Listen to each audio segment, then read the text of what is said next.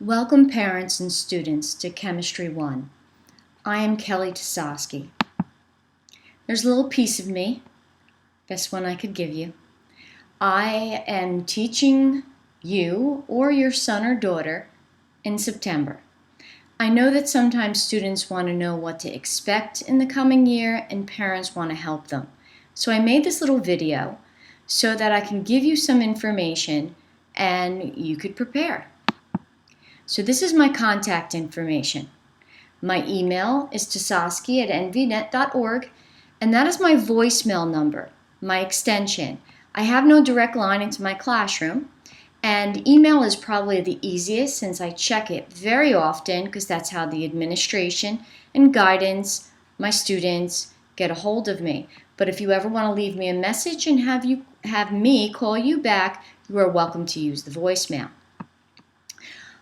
There will also be a haiku page just for the chemistry classes, and I'll be giving that later in the year. This is the instructional materials you need. I will be giving a textbook out in September. Parents, you should see this at home. I use it as a resource. They will have some homework assignments in it, not many. I expect that they can read through it, get any additional help from it that they need. They need a number 2 pencil because almost all of my tests have a multiple choice part. So usually I give that as one of the first assignments of the year to bring in a number 2 pencil so it's always in the classroom and you never have to run around looking for it at test time. You can either purchase a 3-ring binder or you can use a spiral notebook. I do have handouts, so it's good to have a folder also. Lab. We'll go into more detail in the actual lab room, but there will be a safety sheet. The safety sheet outlines all the rules and the safety procedures that we follow. I'll be going over this in class with the students and parents. It will come home for you to sign. Hopefully it will be a nice dinner discussion topic, and you can see all the ways that we will make sure that your child is protected in lab. During lab, you wear closed-toed shoes and long pants to protect yourself because even hot water can burn you.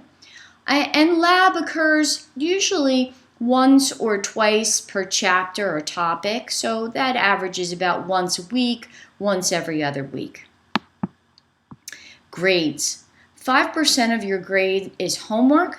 Very important though, even though it's the smallest percent, it's the basis for everything. If you don't do the vocabulary definitions, then you won't do well on the vocabulary quiz, and you won't do well on the concept vocabulary section of the test. So it does spiral in a downward way, and we don't want that. Homework will also be reinforcing calculations that we've done in class, etc. So it's very important, and I will check homework.